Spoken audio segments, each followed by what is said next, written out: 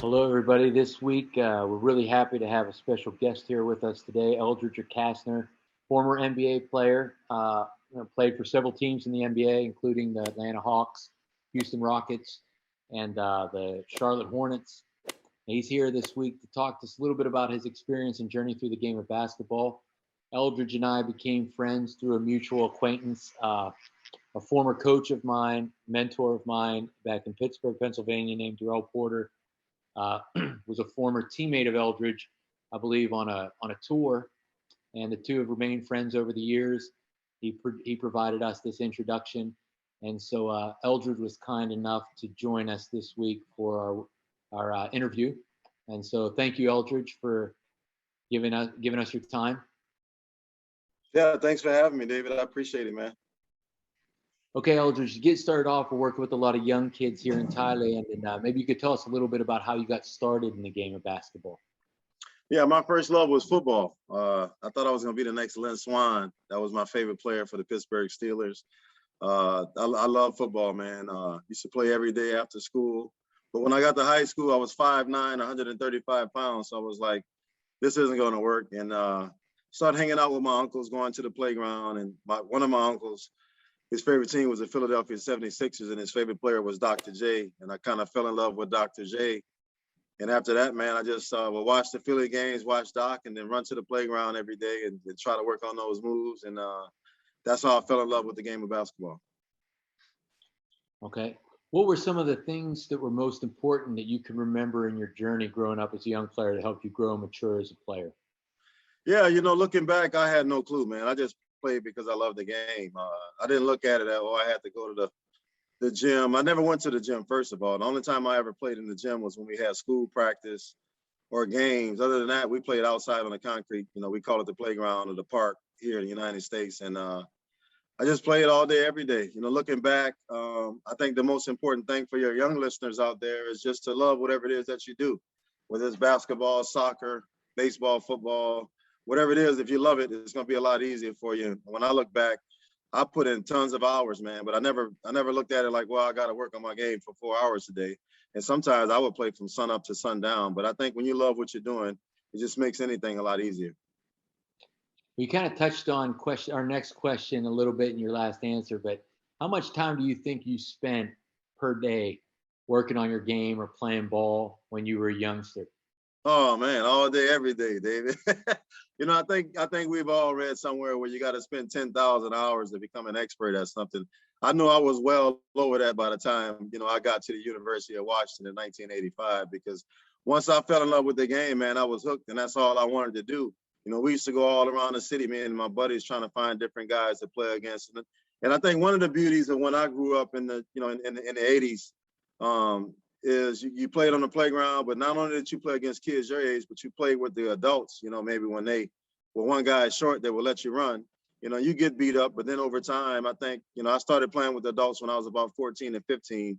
And by the time I became 16, I was just as good as some of them. It was payback time. So I think that was the beauty of the era that I grew up in. Whereas now everybody wants to have a personal trainer. David, I can't think of anybody that made the NBA in my era that had a personal trainer. None of us did. You got to love the game. You got to play as much as you can against whoever you can. And that's the way that I think you get better. Yeah, it's great to have a trainer to maybe show you the proper technique and show you some drills to do. But after that, you just got to get out there, man, and play with whoever, wherever. Right. Well, when was the time that you realized in your journey that you had a chance to go pretty far with the game of basketball? At what point did that realization kind of set in? I think that didn't happen until my sophomore year in college, because up until that point, in high school, and that's the different thing too, David. Now there's so much pressure on kids, man. Everybody's trying to get a scholarship from the time they pick up a basketball these days. I have a son that's 16 years old, and there's so much pressure at the games because everybody's trying to find the best high school, the best AAU program so their kid can get a scholarship. Man, I was just playing for fun. And then one day, the University of Washington reached out and said, we want to offer you a scholarship. And I was like, oh, okay, cool. But I wasn't one of the highest recruited guys in the country or anything like that. But I just remember scoring 29 points on the University of Arizona when they were #1 in the country my sophomore year. And I was like, okay, if I'm giving Steve Kerr and Sean Elliott the business, then maybe I got a shot to play in the NBA. So that was the first time that the light switch came on for me when I thought, maybe one day I could play in the NBA. Okay. Well, transitioning a little bit, you talked a little bit about when you first went into the University of Washington. Talk to our kids a little bit about your recruiting process that you experienced from high school to college. What was that like? Oh, it was weird because, going into my senior year, I was one of the best players in the city of New Orleans. We had another guy named Jaren Jackson that ended up playing at Georgetown, won a championship with the San Antonio Spurs. But me and Jaren were the top two players in the city my senior year. But 18 games into my senior season, I sprained my ankle really bad and missed the rest of the year. So a lot of the schools that probably would have ended up recruiting me and that were recruiting me at that time backed off. So I was going to go to Louisiana Tech. I know you're basketball fans in Thailand have heard of Karl Malone, the mailman. So the mailman was at Louisiana Tech. I was going to go there, but then he went hardship. He left Louisiana Tech early, got drafted by the Utah Jazz.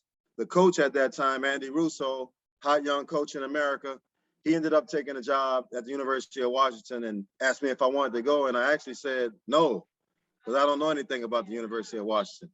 And my dad said, well, no, you're going. So that's how I ended up at the UW, man.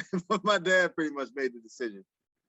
Well, that was actually my next question. You just kind of answered it. Was that being from New Orleans, how did you end up in Washington? But it was through a coach that was recruiting you at a local university, took the job at Washington, and then wanted you to go there with him. So that was kind of the connection you had with UW. Exactly, because in the 80s, man, everything was about the Big East. Patrick Ewing was at Georgetown, Dwayne Pearl Washington was at Syracuse, Walter Berry was at St. John's, and the Big East was the big conference. So like every other black kid in America, Pitt, where Darrell Porter went, was in the Big East. Everybody wanted to go to the Big East. So when he said the Pac-10, I was like, no, man, I want to play in the Big East, But ended up being a great decision. One of the best decisions I think I made in my life, because New Orleans is a pretty rough city, man. So that gave me a chance to get out of that environment and move up to Seattle, where I still live till today. Well, also, I know one of the things that we try to instill over here in Asia is the concept of student athlete. So maybe you could talk to our kids and our parents a little bit about what was the collegiate student athlete experience like for you in terms of trying to balance your basketball career with also your academics? Well, first and foremost, I don't know what the system is like in Thailand, but here in America, if you don't have good grades in high school, you're not going to be eligible to play, and they definitely won't qualify for college. So I think the education is really important. And my father was pretty strict, man. The requirement in the States is you have to maintain, it's the 2.5 grade point average. But my dad was like, if you don't maintain the 3.0, the highest grade point average you can get here in America is a 4.0. So he was like, if you don't maintain a 3.0, which is a B, he said, you're not going to play. And I'm like, well, Dad, the requirement is 2.5. He's like, well, I don't give a damn what the requirement is. I'm just telling you, if you can't maintain the 3.0, you're not going to play. So education was always important to me. But when I got to the University of Washington, I wanted to be an architect. So architecture was my major. And it was really difficult, man, to study a tough curriculum like that and be a top-notch college basketball player. So what I tell your young people is, get focused on doing your schoolwork now. So when you do get to college, you're used to it, because if you're not used to taking a pretty serious study habits, you're going to have some problems. Okay. Also, you were a 3-time All-Pac-10 selection. For our listeners that might not be familiar with college basketball as much as they are the NBA, Pac-10 is probably the elite conference in the western part of the United States. UCLA, Oregon State, USC, Arizona. What did it take for you? What were the differences in terms of developing from when you were an elite player in high school to becoming an elite player in college? Oh, it's a night and day difference, man. I mean, everybody at the college level was the best player on their high school team. I think that's the first thing that stands out to you. And I remember on my recruiting trip, to the University of Washington, in high school, I was 6'3", really, really athletic. I can run and I can jump, I could dunk. I could pretty much get to the rim anytime I wanted to, because maybe in high school you might have one or two guys that were 6'7", but that was about it. When I got to the University of Washington, they had 3 7-footers, man. And I remember practicing with them on my recruiting trip, and a guy named Chris Velt blocked my shot. He didn't even jump. And I was like, okay, this isn't going to work. You better learn how to shoot a jump shot. So I had to work on my jump shot. But I think the biggest difference is, the athletes are much bigger and they're much better. Like I said, everybody that was the best player in their high school, that's the guys that make up the college team. So there's no off nights, especially in a conference like the Pac-12, which was the Pac-10 back then. For your listeners, they might not know that much about Pac-12 and college basketball, but I'm sure they've all heard of Gary Payton, the glove. They've heard of Reggie Miller. Reggie Miller played at UCLA. Gary Payton played at Oregon State. Steve Kerr, who I know they know coaches the Golden State Warriors, played at the University of Arizona. Kevin Johnson, who played for the Phoenix Suns, played for Cal. So there were some really, really good players in the Pac-10 conference back then. Okay. Now let's transition a little bit into your professional experience, which I found myself to be really interesting. And I think something that is that it has a lot of value for our players when they kind of hear about your journey into the NBA. So as an elite player in college, 3-time All-Pac-10 selection, on draft night, you were undrafted. How did you feel when you weren't drafted? And what do you think were some of the reasons that maybe teams and scouts initially overlooked you and didn't give you a chance right out of college? Yeah, I can remember it like it was yesterday, man. I was 3 times All-Pac-10. I felt like Gary Payton was the best player in the conference, but I thought I was the second best player behind him back then. And draft night, I'm watching the draft, the names are being called. And I kind of had a feeling that I might not get drafted because my senior year didn't quite go the way that I expected. But I was shocked, man. I was like a deer in the headlights because I really didn't know what else I was going to do. I told you after my sophomore year, when I scored 29 on Arizona and thought I had a chance, I kind of put all my focus on basketball and making the NBA because, the money is just so much different than working a 9 to 5. And when I didn't get drafted, I really didn't know what I was going to do. I was like, man, what am I going to do now? And I ended up going to Germany. I ended up playing in Germany. I came back. I went to Turkey, came back. I played in the CBA, and then finally I got a shot with the world champion Houston Rockets. But it was a really, really tough experience. It was a time that I think made me appreciate the NBA more because I had to work so hard just to get there. So tell us a little bit more, kind of go into a little bit more detail about your experience overseas. So you don't get drafted. You have to go the route of playing overseas, playing in the CBA. And what was that kind of like? That's kind of like the minor league of, professional basketball in a sense. What were some of your emotions? What were you feeling? Were you still focused on trying to get to the NBA, or was it kind of like you just think you're in this place right now and that's where your career is gone? Or kind of walk us through that a little bit. Oh no, the whole time I was pissed because I knew I was good enough to play in the NBA. And I think in your last questions you asked me what's the difference. Going into my senior year, we had a new head coach. So the guy that I had played for 3 years got fired, a guy named Andy Russo. Then we had a new coach my senior year who wasn't a fan of me. So my role kind of changed. I went from pretty much doing whatever I wanted to do on the court offensively to being a little bit limited.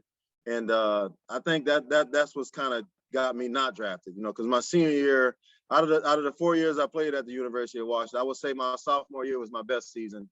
Then my junior year, and I think my senior year was my third best season, but didn't end up getting drafted. Had to go to Germany, but I had a blast, man. I had a chance to see the world on somebody else's dime and play a game that I love to play. But the whole time I was there, I was thinking, I need to be in the NBA. And I remember coming home. I think it was coming home from Turkey. I played in Turkey for Galatasaray, and I remember coming home, turning on the TV. And one of my high school teammates named Robert Plack was playing for the Denver Nuggets. And I turned on the TV and he's soaring over Sean Kemp, dunking on Sean Kemp. And I'm like, wait a minute, man, if Robert's in the league dunking over Sean Kemp, I know I should be on somebody's team. So that's when I went to the CBA and just made up my mind. I was going to try to work my butt off in the CBA.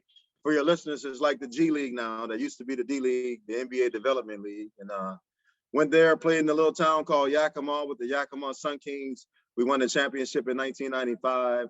I was named MVP of the league, and the rest is history. When you're on a winning program, everybody wants guys that are winners. And I went from Yakima, a little small town, playing in front of 6,000 people, making $18,000 a year, to signing with the world champion Houston Rockets that featured Hakeem Olajuwon and Clyde Drexler. So I have really lived, when you talk about living your dream, man, I'm one of the few people in the world that I can say actually did it. Well, Eldridge, talk to us a little bit about after going through that journey, taking there's a couple of years having to play CBA, play overseas, work really hard to get into the NBA. When you finally got that opportunity, the call comes, you've made the roster, you're getting ready to play in your first game. What were some of the emotions that are going through you at that point in time? Oh, I was nervous as hell. Are you kidding me? I never forget it, man. So I I'll back up a little bit. So I'm named MVP of the CBA. Then all of a sudden, all types of opportunities start presenting themselves. A lot of teams are reaching out to me about coming to their camp. And my coach at the time, a guy named Mo McComb, was like, "Hey, man, the Houston Rockets want to work you out." And I was like, "The Houston Rockets?" He said, "Yeah." I said, "The back-to-back world champs?" And he was like, "Yeah." So I said, "Okay, cool." So I get to Houston, which I'm in right now. I'm in the city of Houston right now. And Rudy Tomjanovich, the head coach, put me through a workout, but it was just all shooting drills. And that's what the strength of my game was. So I was like, "Oh, I know I'm in good shape if all we're going to do is shoot." So I ended up doing the workout. And the first time he put me through the drills, I didn't shoot the ball as well as I thought I could. So after the workout was over, I said, "Hey, coach, do you mind if we do this again? I know I can shoot the ball better." And he was like, "Sure." So the second time he put me through the workout, I shot the ball great. I don't know, out of 100 shots, I know I didn't miss more than 10 or 15. And the next thing I know, I get a call and he's saying, "We want to offer you a contract." And this was in 1995. I'll never forget it. So that was just an awesome experience for me, man. I couldn't believe it, and it's something I'll never forget. Yeah. Looking at your playing career throughout the NBA, I think I saw that you played 4 seasons in the playoffs. So 4 of your NBA seasons, your teams made the playoffs. Can you kind of elaborate a little bit on the difference in the NBA of playing regular season basketball to playoff basketball? Oh, yeah. I think the biggest difference is everybody's taking it serious. During the regular season, guys are going out, you're going to New York, Chicago, LA, Miami. Guys are going out having a good time. That's not happening in the playoffs. Guys might not be getting their proper amount of rest during the regular season, but once the playoffs hit, man, everybody's locked in. Everybody's focused. Everybody knows what you're going to do. The defense is beating you to the spot of the offense that you're running before you get there because it's scouted so well. So there's a huge difference between the regular season and the in the playoffs. And I think that's why you see the really, really good teams make it to the finals, and the teams that sometimes have good regular seasons can't accomplish the same thing when it comes postseason. Okay. Now let's go into a final segment here where we talk a little bit about some of your experiences playing in the NBA. You mentioned that the first team you played with was the Houston Rockets. Obviously, at the time you were there were some great players there, including Hakeem Olajuwon, who's considered to be one of the all-time great players. What was it like playing with Hakeem Olajuwon? Oh, it was amazing, man. He was absolutely phenomenal. He was the first guy at practice, the last guy to leave, and he was the best player not only on our team, but the year I was there, second to Michael Jordan in the whole entire league. I mean, Dream was just that good. And he was competitive. I'll never forget having a practice, and he came to me and said, after practice, let's play one-on-one. And Hakeem Olajuwon was 6'11", so I said, "I can't go at you in the paint." He was like, "No, we'll play from the perimeter." And I'm like, "What? You're a center. What do you mean we're going to play from the perimeter?" Man, he had handles. He had a jump shot. The Dreams game was nice, man. But back then, they just didn't let big guys play on the perimeter the way they do today. But if that would have been allowed back in 1995, you'd have saw Hakeem Olajuwon shooting threes, taking people off the dribble, a lot like Joel Embiid does, because he was just really that talented. Dream was a nightmare, man. His nickname should have been the Nightmare, because that's what he was for his opponents. Well, you also had a chance to go up against Michael Jordan and the Chicago Bulls during their dynasty run in the 1990s in the Eastern Conference semifinals. I think I even saw a clip, some of your highlights, where you ISO'd Mike on the wing and hit a jumper on him in one of those games. So what was it like squaring off against arguably the greatest player to ever play basketball in the postseason? Oh, it was amazing, man. I mean, for a guy that took the route I took, going through the CBA, the minor leagues, working his butt off, trying to chase a dream to finally make it to the NBA. And then one day, you're out there and you're face to face with Michael Jordan. I mean, it's just the ultimate, man. And it was everything that I thought it would be, because the first time I played against him, he was on me like white on rice, man. I can't lie to you, David. I'm thinking to myself, but damn, did somebody tell him I said something about him or something, because he was playing me that tight. So finally I asked him, I said, "Well, man, why are you playing me so tight?" I said, "I'm a rookie. Nobody really knows who I am. Most of the time when I play against star guys, they look at me like, oh, he ain't nobody. We just going to leave him alone, but I can shoot the ball." I said, "Well, man, you're guarding me like I'm Joe Dumars or somebody, or like I'm Reggie Miller." And he was like, "Man, I just want you to know why I'm considered the best." And ever since that day, I've always had respect for him. Mike, he's the best player that I've ever seen, man. I mean, in my era, from the 90s on, I haven't seen anybody better than him. The only guys that I think are in the conversation with him are perhaps, Will Chamberlain, Kareem Abdul-Jabbar, and Oscar Robertson. And, other than that, people talk about LeBron. I love LeBron, but LeBron ain't no Mike, man. And the thing that separates Michael from everybody else is not only was he the best offensive player in the league, but he was the best defensive player in the league. I mean, he would get 30, and if you average 20, he would stop you from getting your 20.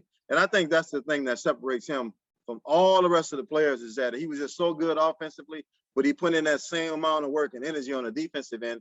And for anybody out there that's listening that's ever played the game of basketball, you know how hard it is to average 20 points a game and be an elite defender, because they both require so much energy. Well, that's what Michael Jordan did every single night, every year of his NBA career. Before we get to our final few questions, I would be remiss if I didn't ask this question for myself, just thinking about it after you talk about Hakeem and Jordan.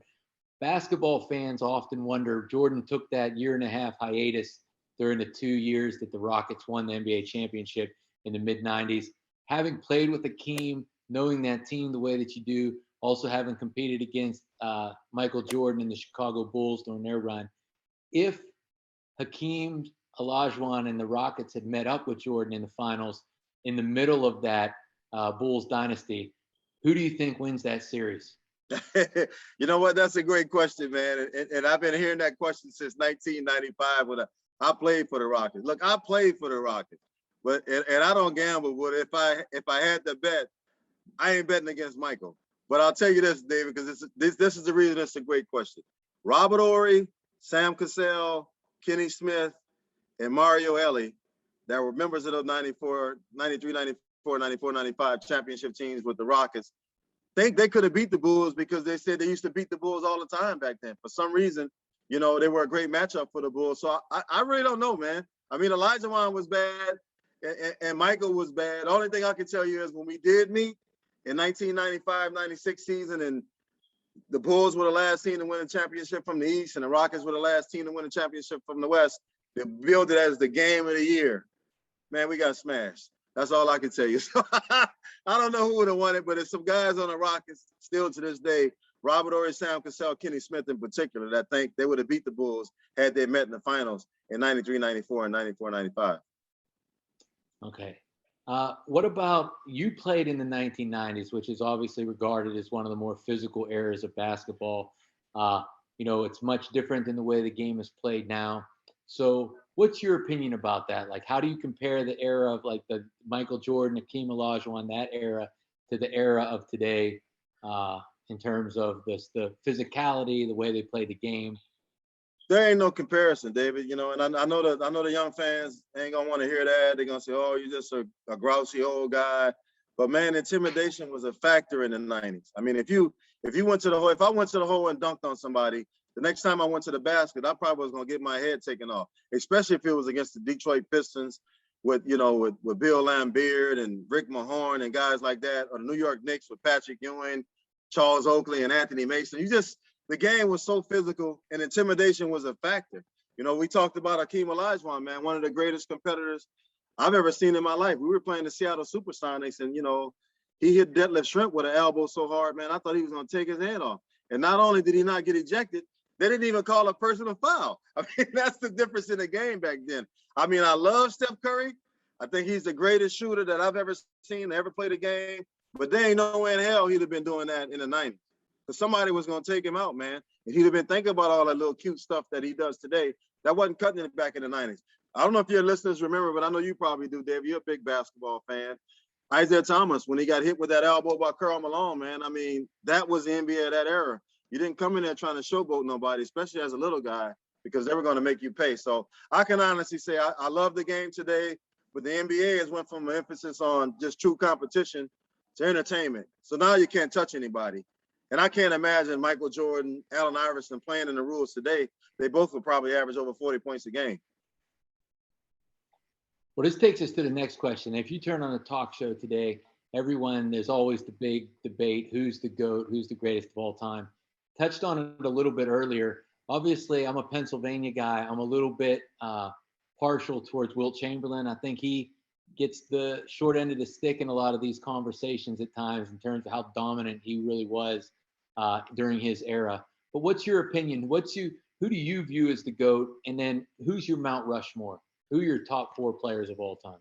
You know, I just posted something today because I saw somebody posed a question, who's the most dominant player of all time? And, you know, everybody was saying Shaq. I'm guessing because they're young. But I don't, for some reason, still to this day, David, it just perplexes me, man, that Wilt Chamberlain doesn't get the respect he deserves.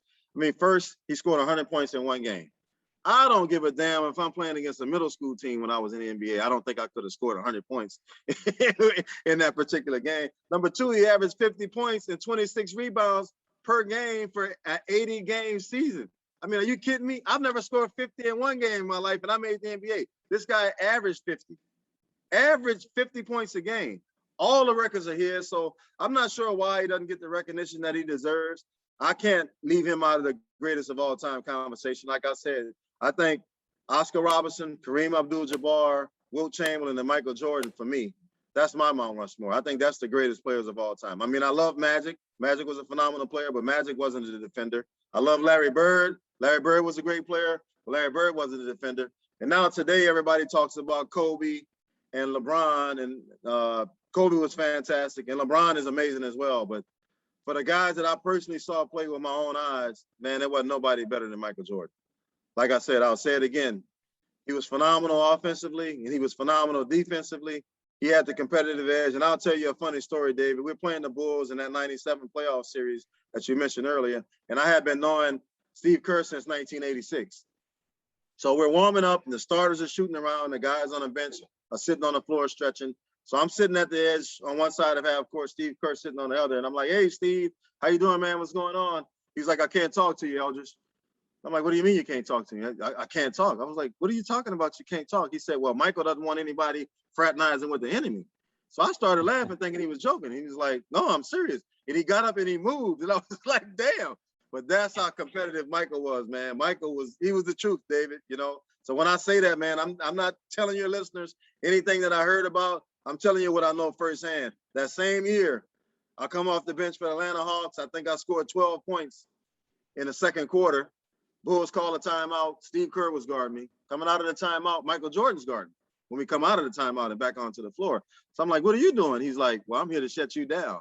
And I don't think I scored again, man. Yeah, Jordan was the truth, man. Hollywood couldn't write a script and make a movie better than what he did in real life. That's how good that guy was. Well, here's a final thing before you take off is tell our listeners a little bit about what you're doing right now. What's life post-NBA like? What are some of the things you're involved with? And what's that been like for you since you retired from the game? Yeah, sure. So I mentioned earlier in the conversation that I was an architecture major in college. So I became a real estate investor after my playing career. I just now recently got my real estate license. So I'm a real estate broker now in the state of Washington where I live. And I also work for the Pac-12 network, which is the same conference that was the Pac-10 when I played. So I'm a TV analyst, basketball commentator for the Pac-12 network. I call all the University of Washington, Washington State, Oregon State games. And that's pretty much been my life, man, after basketball. I'm married. I got 4 kids. So, but I really miss the NBA. I miss the checks. But I think even more important, I just miss the camaraderie of being around the guys and just being able to compete and play with great athletes on a daily basis. So before you leave, you have any parting words of wisdom for any youth players, young players over here, might encourage or inspire them to reach to greater heights? Yeah, I think the most important thing that I can share with them is it doesn't matter where you're from. You know, I grew up in an area called the Lower Ninth Ward of New Orleans, Louisiana. We didn't have any NBA players to that point. And I said I wanted to be an NBA player, but it would be like saying you want to be president of your country or something. I just didn't really think it would happen. And it happened for me. So if it can happen for me, it can happen to anybody. And what I'll tell the young kids that are watching this interview is never let somebody tell you what you can't do.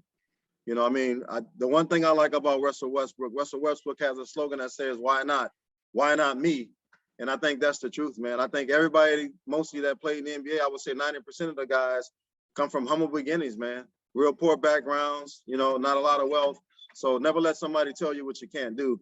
That would be the advice that I would give them. And love whatever it is that you're doing. Don't chase something just because of the money. You know, you look at the NBA and say, oh, those guys are making a lot of money. If that's the reason that you're doing it for the money, it's probably not going to work. But whatever you're doing, if you're doing it because you love it, then it's going to be a lot easier for you. So I think that's the best advice that I could give. Okay. Eldridge, I really appreciate you. I know you're really busy and taking the time out to speak to our listeners and our young players over here. And we wish you all the best with all your endeavors in the U.S. And hopefully at some point we're going to be able to bring you and some of the guys over here to Thailand to interact with some of the players here.